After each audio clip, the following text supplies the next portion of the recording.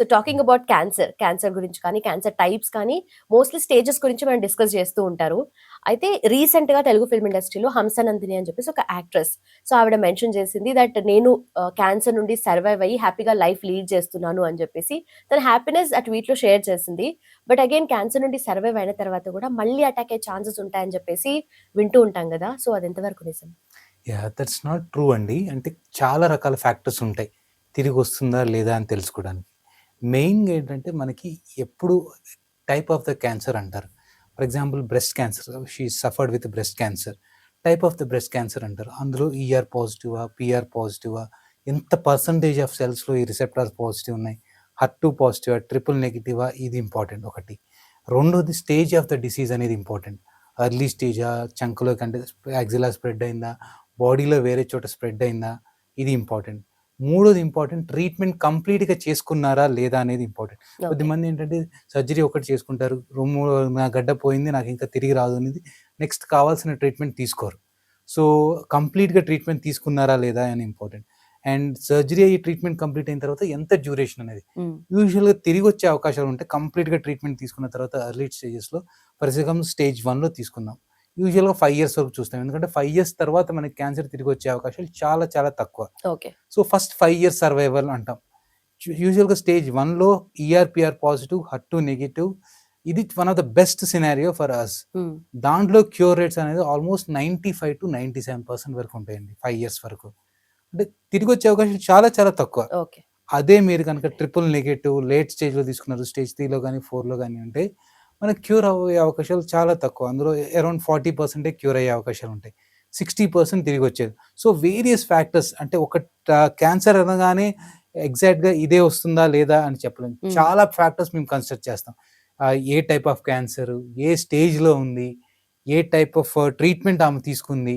కొంచెం మంది ఏంటంటే ఫైనాన్షియల్‌గా ఇబ్బంది ఉండి కంప్లీట్ ట్రీట్మెంట్ తీసుకోలేరు. అట్లాంటి వాళ్ళకి తిరిగి వచ్చే అవకాశం, ఇవన్నీ చూసుకొని బట్ షీ క్రాస్డ్ 5 ఇయర్స్ అనుకుంటా. రైట్. సో 5 ఇయర్స్ తర్వాత తిరిగి వచ్చే అవకాశాలు చాలా చాలా చాలా రేర్. ఆల్మోస్ట్ 99% క్యూర్ అయిందని అనుకోవచ్చు మనం. ఓకే. సో తన విషయంలో ఏం జరిగిందంటారు? అంటే లేటర్ స్టేజ్‌లో డయాగ్నోస్ చేసారా? లేదంటే ఎర్లీగా చేసారు కాబట్టి తను బయటపడిందంటారా? ఎర్లీ స్టేజ్ తీసుకొని ఉంటారు. But she completed her treatment. So because of that she is out of cancer. Okay. Okay. So celebrities గురించి మాట్లాడినా గూడా చాలా మంది క్యాన్సర్ నుండి సర్వైవ్ అయిన వాళ్ళున్నారు. క్రికెటర్ యువరాజ్ సింగ్ దగ్గర నుండి ఇప్పుడు మనకు తెలుగు ఫిల్మ్ ఇండస్ట్రీలో సోనాలి బింద్రే గాని, లేదంటే టబు గాని వీళ్ళంతా గూడా క్యాన్సర్ నుండి సర్వైవ్ అయ్యారు కదా!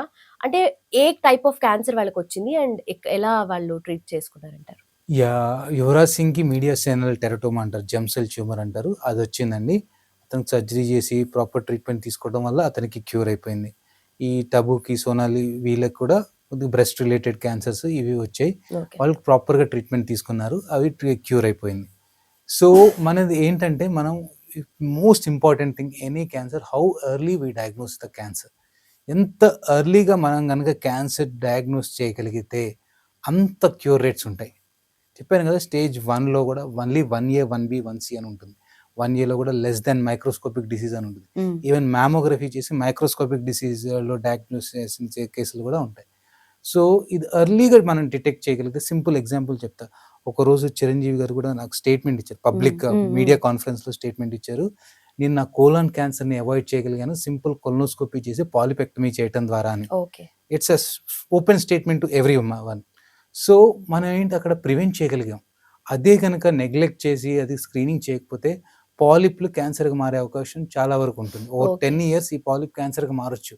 సో మనం ముగ్గదోషిలోనే, అంటే క్యాన్సర్ మారకముందు జస్ట్ అబ్నార్మల్ స్టేజ్‌లోనే, ఎర్లీ అబ్నార్మల్ స్టేజ్‌లో డిటెక్ట్ చేసేసి మనం కంప్లీట్‌గా క్యూర్ చేసుకోగలిగాం. రైట్. అబ్నార్మాలిటీ నుండి క్యాన్సర్‌గా డెవలప్ అవ్వక అవ్వడానికి ముందే మనం డిటెక్ట్ చేసి, టైమ్ ఉంటది. So earlier the detection better the outcomes అని చెప్తాను. So okay. ఎనీ సిమ్టమ్స్, ఏమైనా చిన్న సిమ్టమ్స్ ఉన్నా don't neglect, consult your doctor.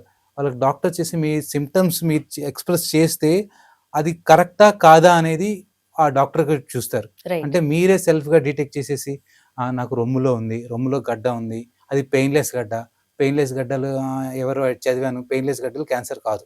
So ఇది క్యాన్సర్ కాదు. Okay. So it's a conclusion. It's a very misnomer. Right. యూజువల్‌గా క్యాన్సర్ గడ్డలు రొమ్ములో పెయిన్ లేకుండానే స్టార్ట్ అవుతాయి. బట్ చాలా మంది ఏం చెప్తారు, రొమ్ములో గడ్డలకు పెయిన్ ఉండదు, పెయిన్ ఉంటేనే క్యాన్సర్, పెయిన్ లేకపోతే, మీరు కూడా వినే ఉంటారు. రైట్. సో ఇట్లాంటి మిస్‌నామర్స్, మిత్స్ చాలా వరకు ఉన్నాయి. So don't believe anything. అంటే చాలా మంది మనకి ఫ్రీగా అడ్వైస్ ఇచ్చేవాళ్ళు సొసైటీలో చాలా మంది ఉన్నారండి. మీకు అవసరం ఉన్నా లేకపోయినా వాళ్ళు ఇచ్చేస్తారు ఓకే. ఫ్రీగా advice. So don't believe all those things. Better to correct. Consult the experience person. Very true. So very that true. He will take care of you, he will evaluate properly and you will gain the confidence. అంటే మీరు చాలా మంది నేను చూస్తుంటాను, గడ్డ ఉంది, అది ఏం గడ్డో తెలియదు, బట్ వాళ్ళు బయటకు చెప్పుకోలేరు, అట్లని వాళ్ళు దాన్ని వదిలేయలేరు. వదిలేయలేరు. వాళ్ళు మనసులోనే బాధపడుతూ అనవసరంగా ఇయర్స్ టుగెదర్ సఫర్ అయ్యేవాడు. నేనే రీసెంట్ ఒక 22 ఇయర్స్ ఫీమేల్ నేను నా దగ్గరికి వచ్చింది. 22 ఇయర్స్ యంగ్ ఫీమేల్. అయితే నేను